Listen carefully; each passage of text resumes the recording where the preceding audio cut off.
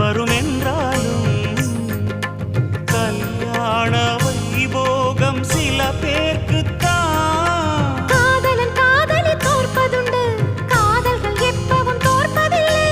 ஓர் மனம் ஒருவரை ஏற்பதுண்டு, இன்னொரு உறவினை ஏற்பதில்லை. நிரா